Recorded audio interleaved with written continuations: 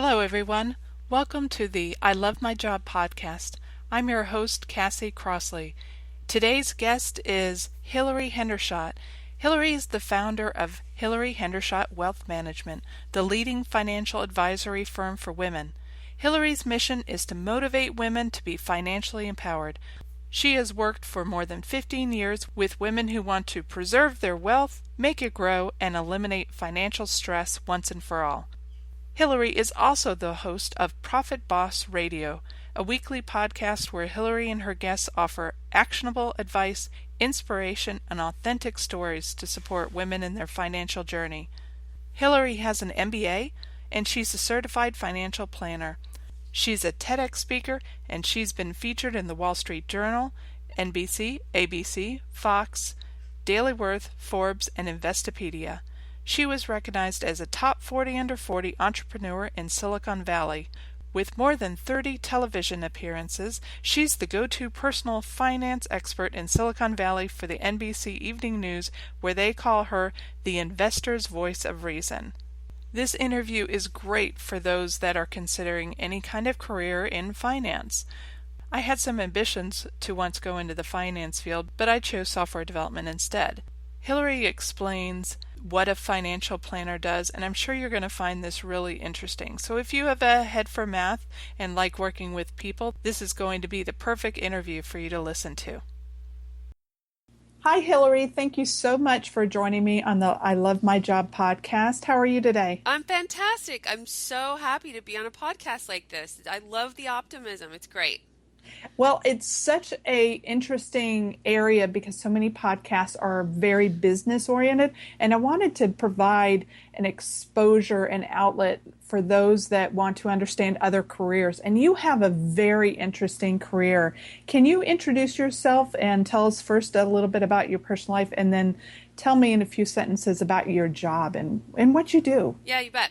So I live in San Jose, California. We are the heart of Silicon Valley, and I live with my husband. We've been married for about 2.5 years, and he's a professor of finance at Santa Clara University, and we also live with our 2 kitties and our new baby. She is 8 weeks old, and her name is Harlan. And for about 40 hours a week, we also live with her nanny. Congratulations. Thank you. Thank you. Yeah, we're really blessed. She's gorgeous. She's like a little Gerber baby, so we're really blessed, and it's great. I can't wait for her to grow up, but at the same time, I don't want her to grow at all. I will tell you about what I do. So I am not only the host of a podcast called Profit Boss Radio. That's for women who want to take charge of their money, but I'm also a financial advisor. And every time I say that, I feel like I want to caveat it and say, but I'm the good kind of financial advisor. Like, I feel like people really don't know what to think of someone when they say they're a financial advisor. I walk into a networking meeting, I say financial advisor, and people kind of pull out their crosses made of garlic and like that. Not any fault of their own, because it's not a title that's regulated. So a lot of people call themselves financial advisors. So people might think, well, do you sell products like annuities or life insurance? Do you work at a bank? And I'm really none of those things. I'm what's called a fiduciary advisor, and I own my own firm, and I'm independent of any bank or brokerage. So I work almost exclusively with women. I'm especially focused on helping women recover from like life's toughest challenges, like divorce or the death of their spouse. And so I help them secure their financial future. Excellent. When you actually went to school, was that your degree, or how did you get into something like that? No, I mean, as far as specializing in working with women, that really came from my heart and is enabled by, marketing and branding and how I do business. But so what's required to be an advisor like me, and I own a registered investment advisory firm, is not much, actually. I have a license with the Securities and Exchange Commission called the Series 65.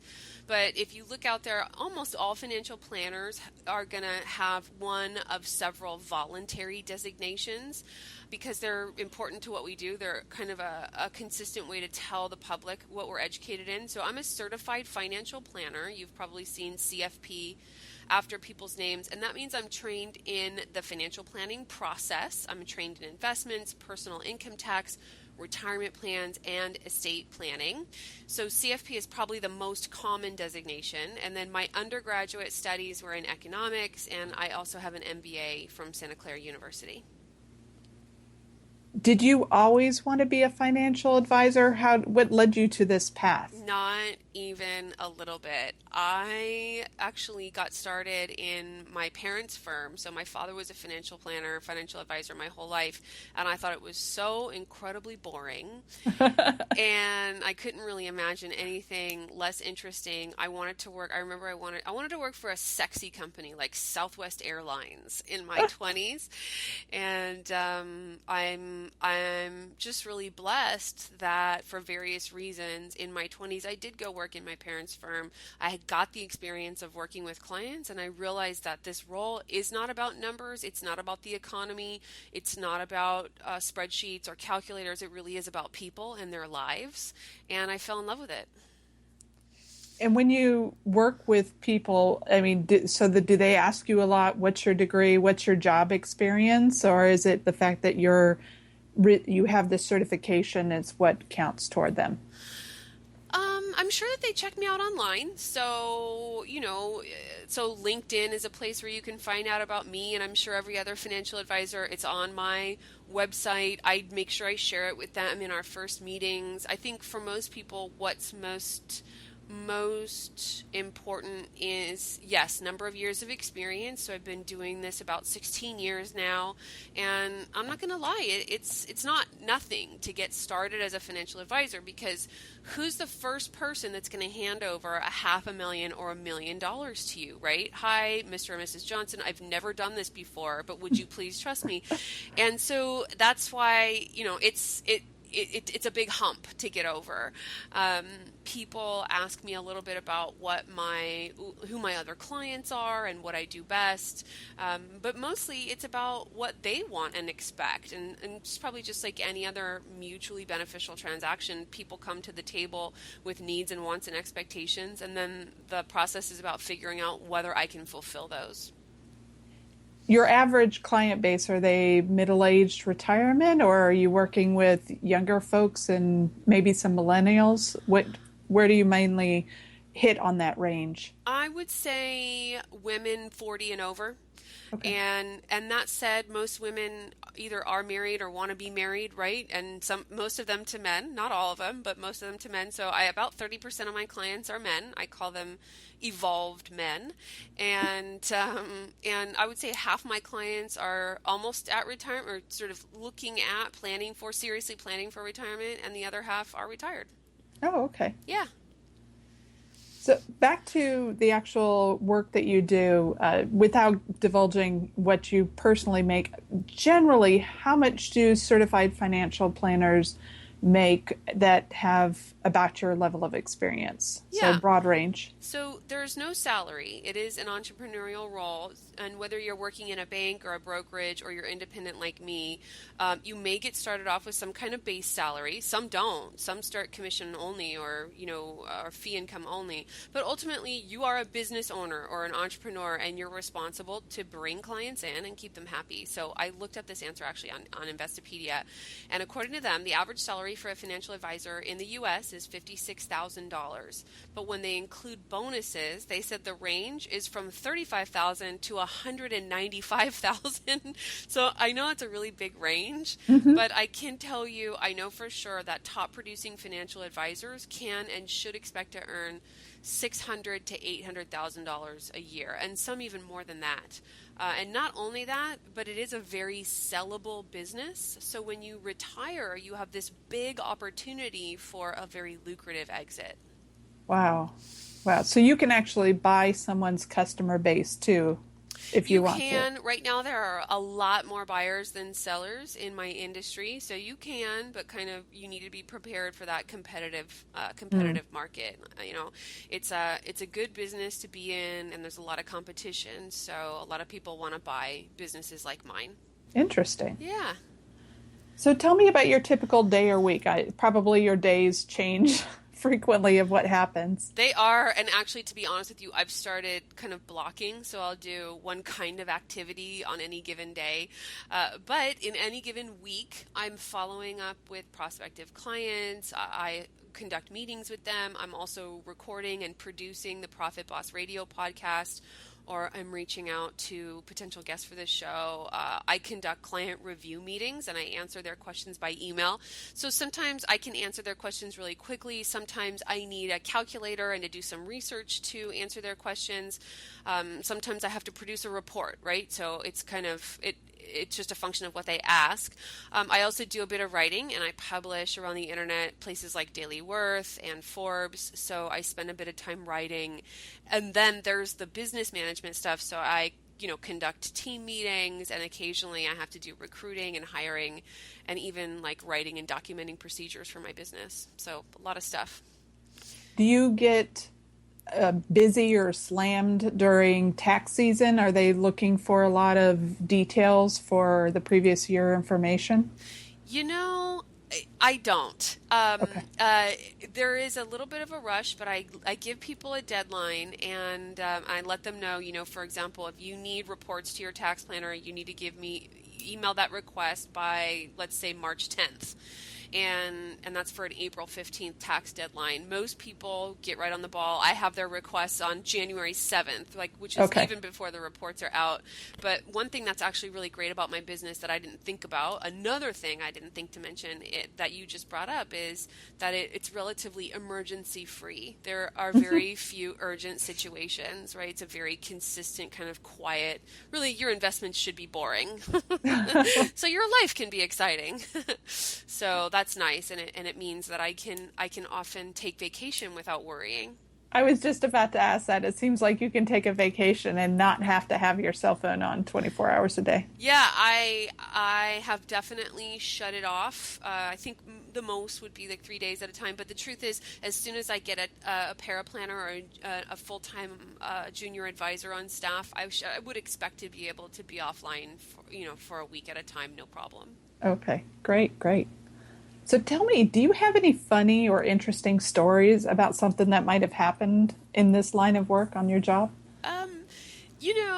I get the inside scoop on lots of people's lives, and so I think that's all very juicy and interesting. I would say one time there was a woman. She was in her 90s, and she actually received a call from someone who turned out to be a criminal, actually. But this person told her that if she went to the bank and sent him a check for $5,000, that he would then be able to bring money into the country, and he would send her, a couple $100,000. Now, everyone knows about this scam now, but I will tell you, this was more than 10 years ago, and she kind of went on this journey to go to the bank, and each bank would only give her a certain amount of dollars. And so the bank would call her kids, and her kids called her financial advisor, which was us.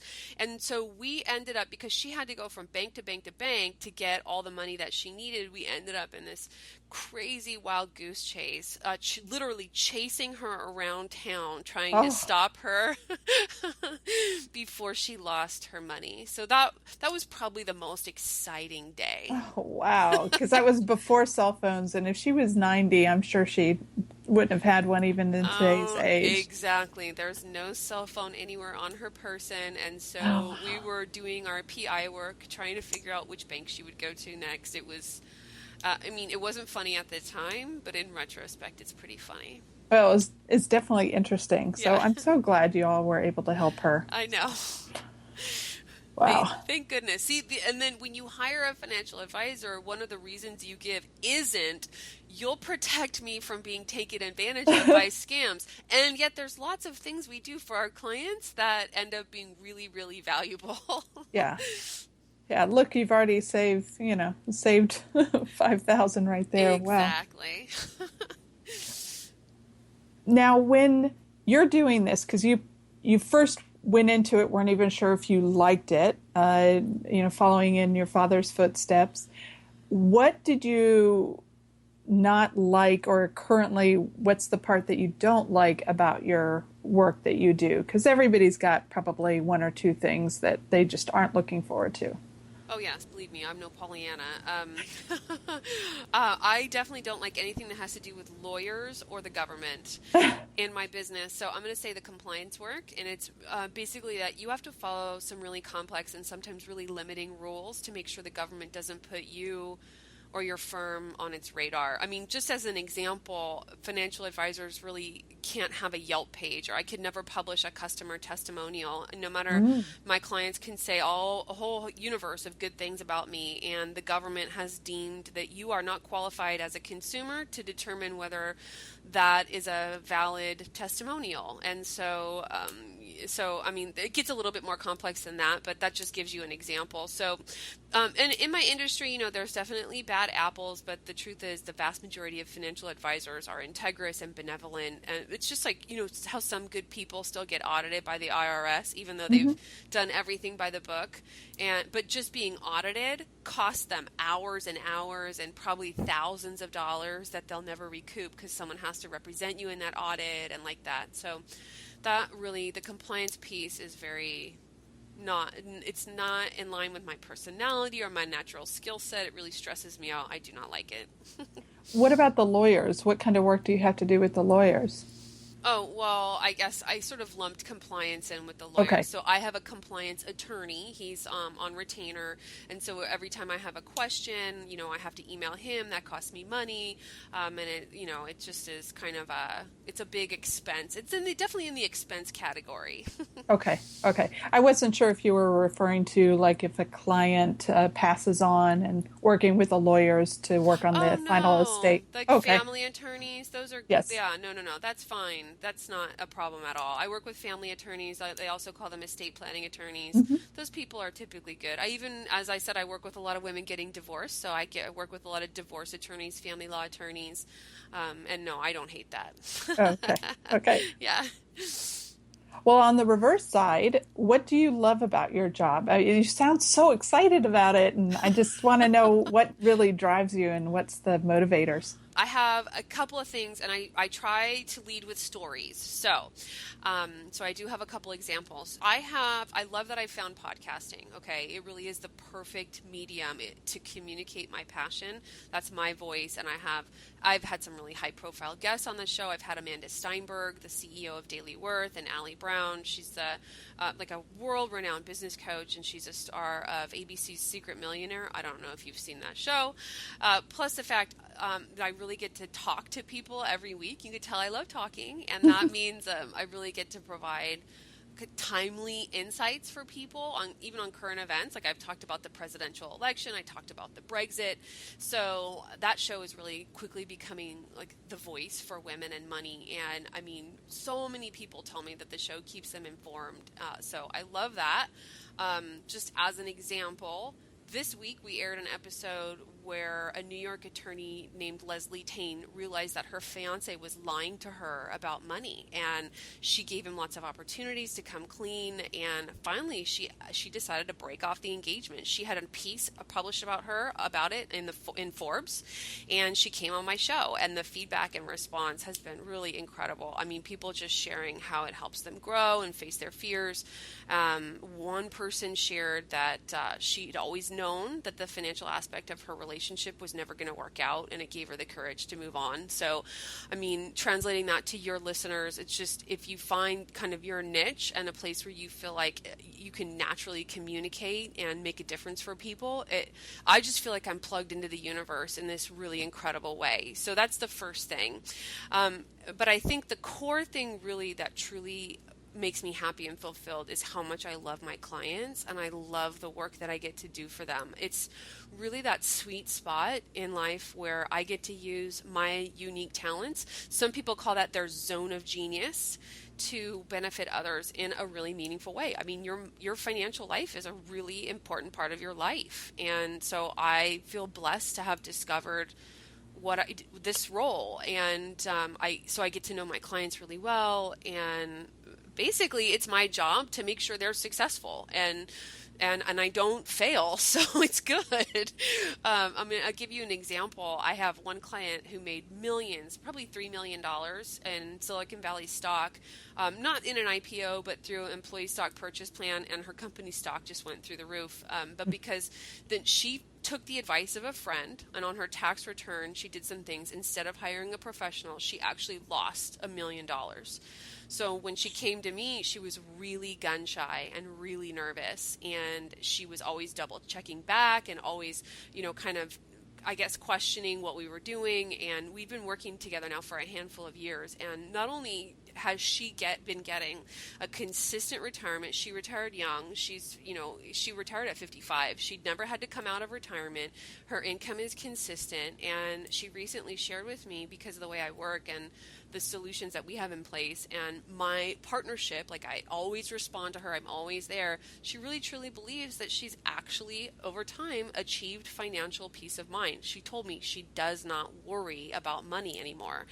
And I'm just like blown away at how grateful that makes me for the fact that she trusted me and that I get to be that for her. So I hope that gives you an example. I know I talked a long time, but I think the stories really kind of bring it home. There's so much. You would think that being a certified financial planner and advisor, all you're doing is looking at spreadsheets all day, but that's not what it is. No. Yeah. No. In fact, I actually delegate a little bit of that so that I can spend my time really interacting with clients. Nice. Yeah.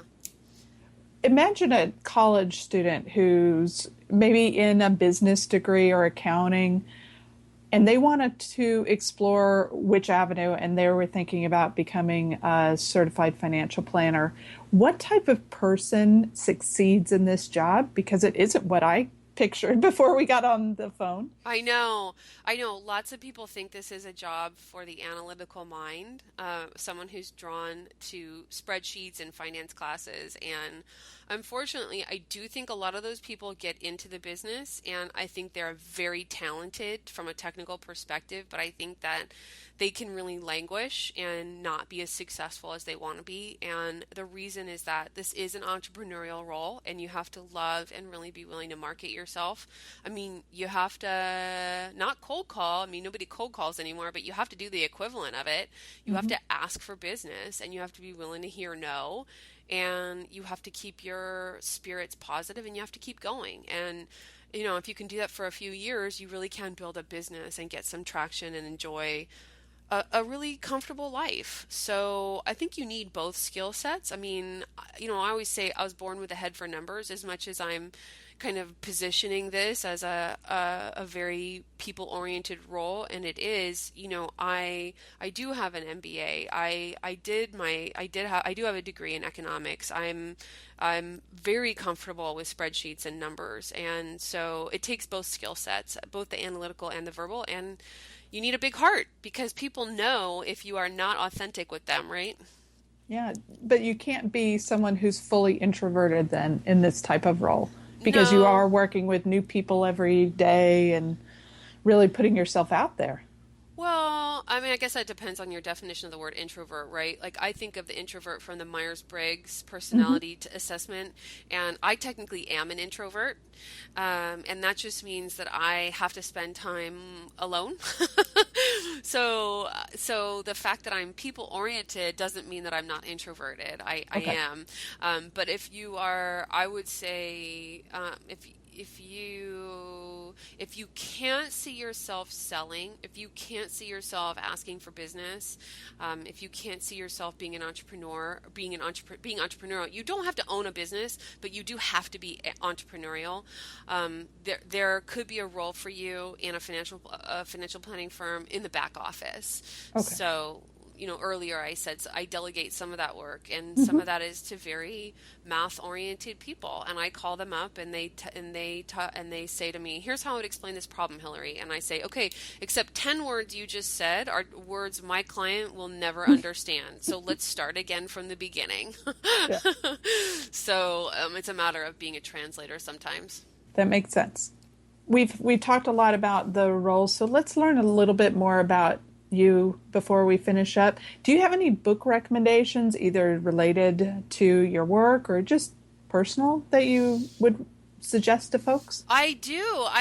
And I think, your listeners will really appreciate, since they're already right there in their podcast app, better than a book recommendation. How about a podcast recommendation? That works. Here they are listening to your amazing show, and I think they can just click over and listen to the Profit Boss Radio podcast. And I know that since you're here listening, thinking about your career, that you're also thinking about money. So Profit Boss Radio is one of the most downloaded shows on that topic. You're going to get inspiration and compassion and really actionable strategies. So I picked out an episode that I want to recommend you start with that relates to your show. Episode 27 is where Robin Koval, she's the New York Times bestselling author of the book Grit to Great.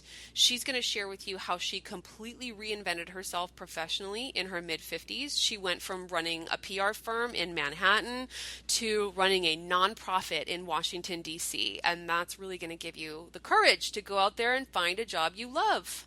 Excellent. I will definitely link to that episode in the show notes and the book too. I have heard of that book and I have not read that yet. Oh, yeah. So I definitely need to read it. That book is so full of amazing examples of people who just persevered. And I think that relates to your show, because there are probably a lot of people who don't want to let go of that job or that career that they don't love. But life is so much better on the other side. Mm-hmm. Mm-hmm. Yeah, loving your job and loving just what you do, whether it be a job or a career or something entrepreneurial, it makes such a big difference. It's invaluable. It's invaluable. It so affects the quality of your life. Yeah. Well, speaking of life, in your free time, what keeps you busy? I guess a beautiful 8-week-old baby is one of them. I know, and not only that, but I'm already kind of back to working out. So I even schedule my workouts. So I get like 4 to 5 workouts in a week. I like pre-prep my food, so I focus on having that health and fitness, and that really works for me. So I think other hobbies might have to take the back burner for a while. I don't really think socializing with your friends is a hobby. I think it's really critical and important, Mm-hmm. and I get that. I like schedule that in too. So I have a great life. One thing I just thought of, in the winter, it's my big goal this year. I haven't been snowboarding in 3 years, and so I'm gonna go snowboarding. Oh, where do you go? Lake Tahoe. Okay. Or, Or if Yep. my husband wants, he can take me to Vail. Nice.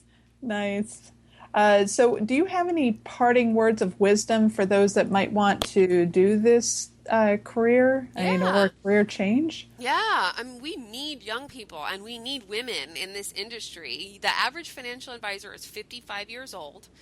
And so I'm Male, right? Because that's what I picture. Oh, that's not just average. That's the vast majority. So I'm just getting there. So first of all, the average age in the industry is 55.